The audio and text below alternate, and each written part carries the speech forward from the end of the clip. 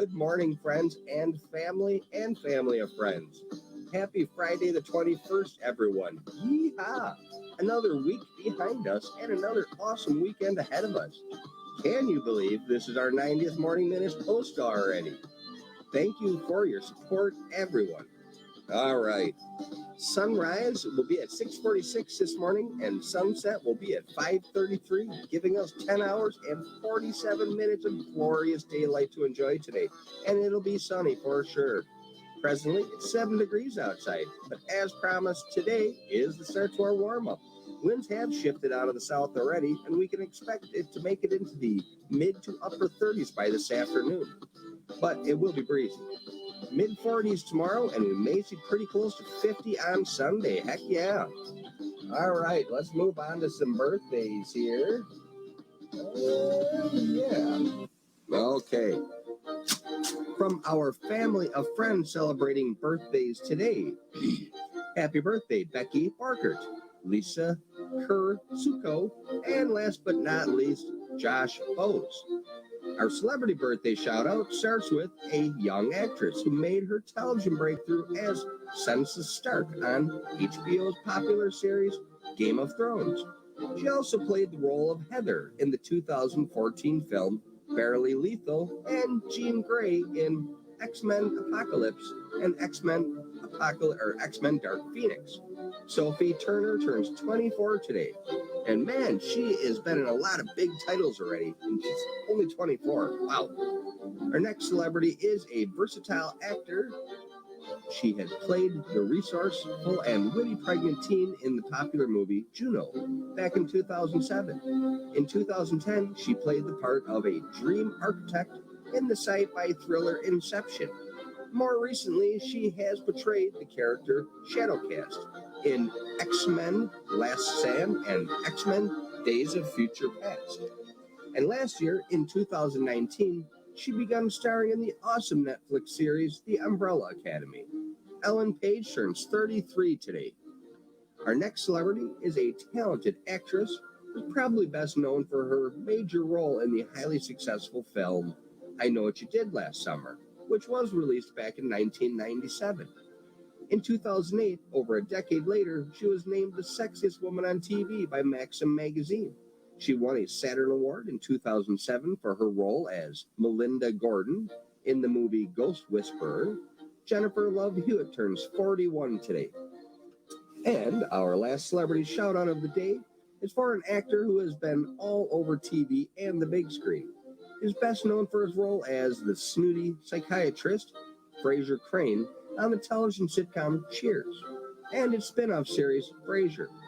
He also provided the voice of Sideshow Bob on the animated series The Simpsons. In 2019, he began appearing in Fox television series Proven Innocent.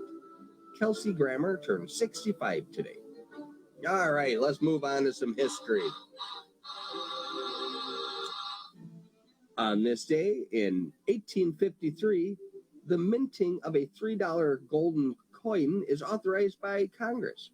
We looked it up, and an 1854 Indian head princess coin is worth about $1,000 if it's in good to average condition. An uncirculated condition coin will get you somewhere between $4,000 and $7,000. Pretty good. 32 years later, on this date in 1885, dedication ceremonies were held for the Washington Memorial, the first national monument to honor George Washington. Construction had begun in 1848, but was halted from 1854 to 1877 due to a lack of funds. It truly is an impressive sight at the end of the National Mall. Stay tuned for more on this shortly. 40 years later, on this day in 1925, the New Yorker magazine was first published. And 23 years later, on this day in 1948, NASCAR, the National Association of Stock Car Auto Racing, is founded by Bill Francis Sr. And that's a mouthful. NASCAR does roll off the tongue much easier. 17 years later, on this day in 1965, we do mark another sad day in our country's history, when civil rights leader Malcolm X was assassinated execution style by 3 assailants while delivering a speech to the Afro-American Unity Organization at the Audubon Ballroom in New York City. The National Islam member Talmadge Hair confessed to being one of 3 gunmen responsible for this execution-style assassination. Another sad side note to this story, 2 days prior to this assassination, Malcolm X told a reporter that he was sure the Nation of Islam was going to try to kill him. And finally, 43 years later, on this day in 2008, the U.S. shoots down a disabled spy satellite. It was one of our own, orbiting at 153 nautical miles above Earth.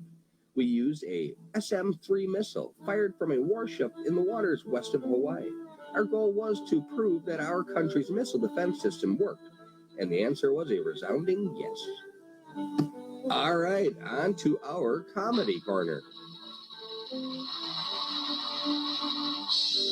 Why is a politician like a restless sleeper? Because first they lie to one side, and then they turn over and lie to the other side. Pretty accurate with a lot of them. All right, today is National Sticky Fun Day, National Grain Free Day, and something near and dear to most everyone, National Caregivers Day. Remember to thank a caregiver in your life. We all know one because none of us get to decide how we're going to age. Maybe we can hedge our bet with clean living and exercise, but that's no guarantee either. So try to make the most of every day and try to be a little extra thankful to people that do the difficult job that most of us couldn't do. I'm one of them. And today's morning motivational. Don't downgrade your dream just to fit your reality. Upgrade your conviction to match your destiny. Heck yeah, you have the power, so. All right. In honor of its dedication 135 years ago today, we're going to dive into the origins of the Washington Monument. Built to honor George Washington, the commander-in-chief of the Continental Army and the first president of the United States, the Washington Monument was once the tallest building in the world, at just over 555 feet.